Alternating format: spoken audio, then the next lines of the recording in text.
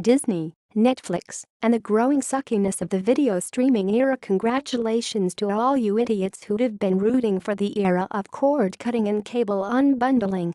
All of your fondest dreams are coming true, as it seems just about everything will now be available on video streaming services.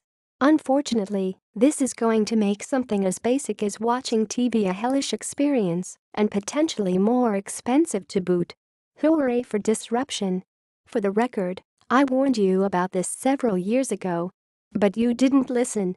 Instead, you raged that not everyone wasn't making all of their content available online all the time. And you cried that you couldn't pick and choose which cable channels you wanted to include in your subscription. Good work. Comcast said Thursday it will lose between 100,000 and 150,000 subscribers in this current quarter, which sent its stock plunging. Look, I have my complaints against incumbents like Comcast. I was a Comcast customer in the Bay Area for many years and wrote the 2 pieces above after we cut our cable service and went internet only. But the economic argument for unbundling has always been nonsensical. Even at the prices Comcast charged for a basic package, the prices for the individual pieces that you want were always going to be higher. You deluded yourself into thinking more choice and control would be better. Now you're getting both, with a vengeance. Recently, CBS unveiled its streaming service, which includes a $6 per month option with ads and a $10 per month plan without ads. Plus, it may break sports off to a separate streaming service, which will cost you more. Consider that you're now getting Netflix and/or Hulu, each between $8 and $12 per month, depending on the plan. Watching Game of Thrones on HBO will cost you $15 per month for just streaming. You'll need Amazon Prime at $99 per year, though that includes many free goodies, like free shipping, to watch The Tick and American Gods. And this week we learned that Disney is going to launch its own streaming service in 2019 and will pull Marvel and Star Wars properties from services like Netflix. No price was announced, but it's likely to be in line with Netflix and Hulu. And then Disney is also launching an ESPN streaming service that will cost God only knows what. Disney is doing this because ESPN is losing viewers on cable, so there's not much choice. We also know that Apple is now lurking in the background, trying unsuccessfully to strike its own streaming content deals and getting ready to pump $1 billion into original content. It may even buy James Bond.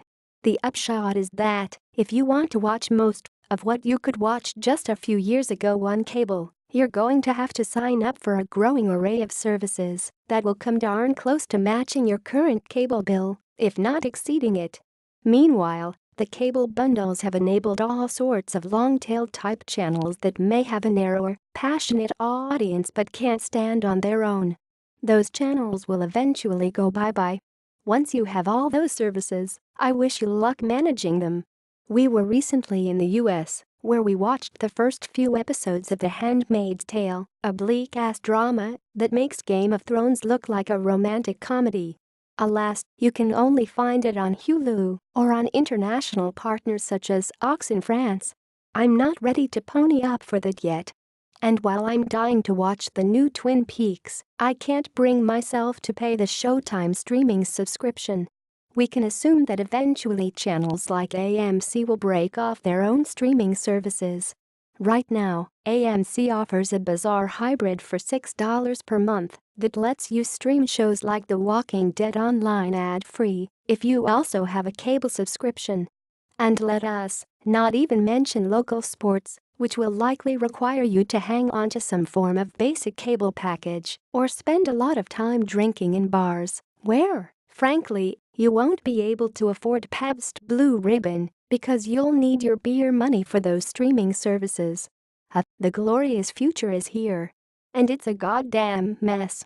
And now, thanks to a utopian belief in disruption, something as simple as watching TV has been reinvented and made infinitely more complex and stressful.